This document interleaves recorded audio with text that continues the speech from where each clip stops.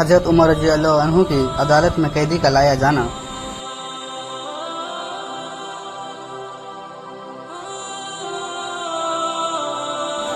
حضرت عمر فاروق رضی اللہ عنہ جب خلیفہ یعنی اسلام حکومت کے شاسک تھے تو ان کا سب سے بڑا گن تھا انصاف یعنی نیائے کرنا۔ اس وقت جب کسی شخص پر الزام یعنی آروپ لگتا تھا، چاہے وہ گناہ ہو یا کسی کا حق مارنا، تو اسے سیدھا حضرت عمر رضی اللہ عنہ کی عدالت میں لایا جاتا تھا۔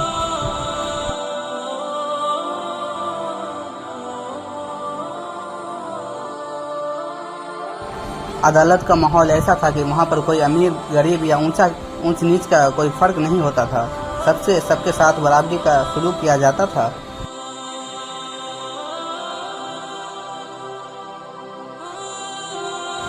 اس لیے جب یہ قیدی عدالت میں لایا گیا تو اسے کسی زنجیر یا ہتھکڑی میں نہیں باندھا گیا، بلکہ اسے انسان کی طرح ہی پیش کیا گیا۔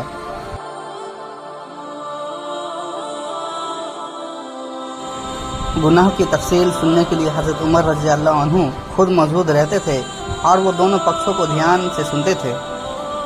یہاں سے سیکھ ملتی ہے کہ اسلام میں عدالت اور انصاف کا مقام بہت اونچا ہے۔ قیدی بھی اگر عدالت میں لایا جائے تو اس کا حق مارا نہیں جاتا، بلکہ اسے بھی پورا موقع دیا جاتا ہے کہ وہ اپنی شفائی یعنی بچاؤ پیش کرے۔ قیدی کی بہادری اور سچائی۔ جب اس قیدی کو حضرت عمر فاروق رضی اللہ عنہ کی عدالت میں لایا گیا اور اسے اس کے گناہ یعنی ظلم کے بارے میں پوچھا گیا،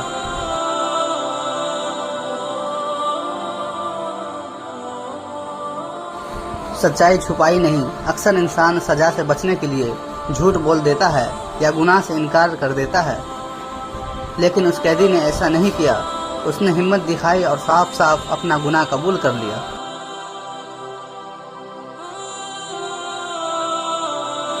بہادری کا ثبوت۔ گناہ مان لینا آسان نہیں ہوتا، خاص کر جب سامنے حضرت عمر رضی اللہ عنہ جیسی سخت اور انصاف پسند شخصیت ہو، لیکن قیدی نے ڈرنے کے بجائے حق یعنی سچ بیان کیا، یہی اس کی بہادری تھی۔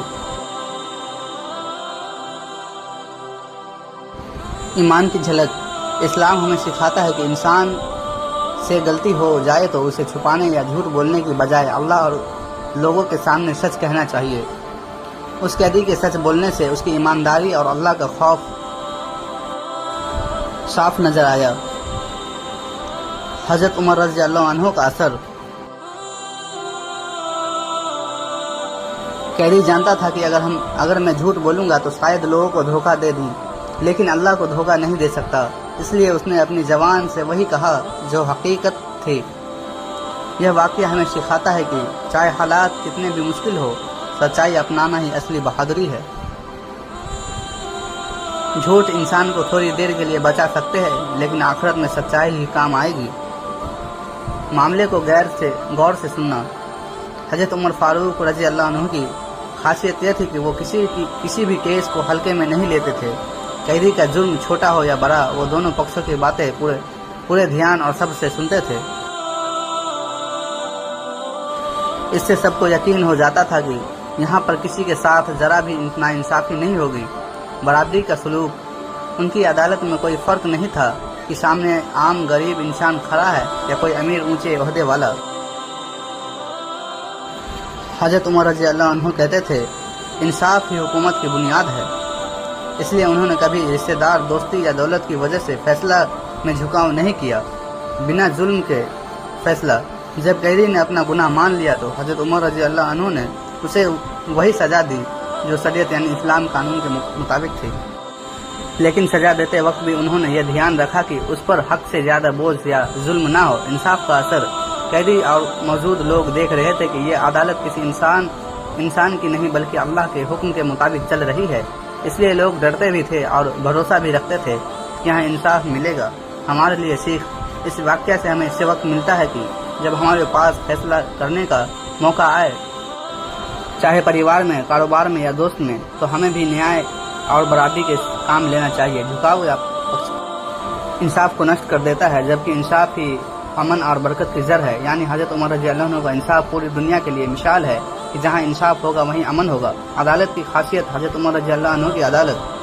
حضرت عمر رضی اللہ عنہ کی عدالت میں امیر، غریب، حاکم، رعایا یعنی شاسک، پرجا، عرب، عظیم، عربی، غیر عربی، سب کا درجہ ایک جیسا تھا۔ وہاں کسی کے لیے الگ کرسی یا کوئی خاص رتبہ نہیں تھا، سب لوگ فرش پر بیٹھتے اور انصاف ایک ہی پیمانے پر ہوتا۔ عدالت کا اصلی سہارا تھا اللہ کا خوف۔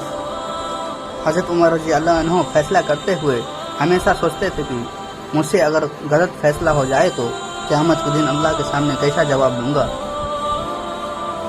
یہی سوچ ان کی عدالت کو بہت صاف اور پاک بناتی تھی۔ نہ رشوت، نہ سفارش، نہ جان پہچان، وہاں صرف اور صرف حق سچائی کو دکھایا جاتا تھا۔ اگر حق کسی مظلوم یعنی پیڑت کے ساتھ ہوتا تو چاہے اس کا مقابلہ کتنا بڑا آدمی کیوں نہ ہو، فیصلہ مظلوم کے حق میں ہی ہوتا۔ لوگ بے جھجک اپنی شکایت لے کر عدالت میں آتے تھے۔ ہر انسان جانتا تھا کہ یہاں ان کی بات سنی جائے گی اور اس کا حق دلایا جائے گا۔ اسی وجہ سے پورے علاقے میں امن اور شانتی اور سرکشا قائم رہی۔ عدالت کی یہ خاصیت ہمیں سکھاتی ہے کہ نیائے کے برابری، سچائی اور اللہ کا ڈر ضروری ہے۔ جب انسان صحیح ہو تو سماج میں نفرت، ظلم اور جھگڑے ختم ہو جاتے ہیں۔ یعنی حضرت عمر رضی اللہ عنہ کی عدالت کی سب سے بڑی خاصیت تھی برابری، انصاف اور اللہ کا خوف۔ ایمان افروز، ایمان بڑھانے والا واقعہ۔ قیدی نے اپنی جان بچانے کے لیے جھوٹ نہیں بولا بلکہ سچائی قبول کی۔ یہ ہمیں سکھاتا ہے کہ جب انسان اللہ سے ڈرتا ہے تو وہ مشکل حالات میں بھی حق یعنی سچائی سے منہ نہیں موڑتا۔ انہوں نے نہ کسی پر ظلم کیا اور نہ کسی کو بے قصور چھوڑ دیا۔ ان کا انصاف دیکھ کر سب کو بھروسہ ہوتا تھا کہ اسلام کی اصل طاقت سچائی اور انصاف میں ہے۔ جو لوگ عدالت میں موجود تھے انہوں نے دیکھا کہ نہ کوئی امیر کی سفارش کام آئی، نہ غریب کی مجبوری کو نظر انداز کیا گیا۔ سب کے سامنے صاف صاف فیصلہ ہوا۔ اس سے ان کا ایمان اور بھی مضبوط ہو گیا کہ یہ دین یعنی اسلام حق پر قائم ہے۔ اس واقعہ سے ہمیں یہ حقیقت بھی سامنے آتی ہے کہ دنیا کی عدالت میں انصاف مل جائے یا نہ ملے، لیکن اللہ کی عدالت یعنی قیامت میں کسی سے ناانصافی نہیں ہوگی۔ یہ سوچ انسان کو اللہ کی طرف اور زیادہ جھکاتی ہے۔ ہمیں سکھایا جاتا ہے کہ چاہے حالات کتنے بھی کٹھن کیوں نہ ہو، سچ بولو، حق پر ڈٹے رہو اور دوسروں کے ساتھ انصاف کرو۔ یہی اصلی ایمان اور یہی انسان کو اللہ کے قریب لے جاتا ہے۔ اس لیے اس پورے واقعہ کو ایمان افروز واقعہ کہا جاتا ہے، کیونکہ یہ سن کر اور دیکھ کر انسان کا ایمان اور مضبوط ہو جاتا ہے۔ تو ناظرین، ملتے ہیں کل اگلی ویڈیو کے ساتھ، تب تک کے لیے السلام علیکم ورحمۃ اللہ وبرکاتہ۔ خدا حافظ۔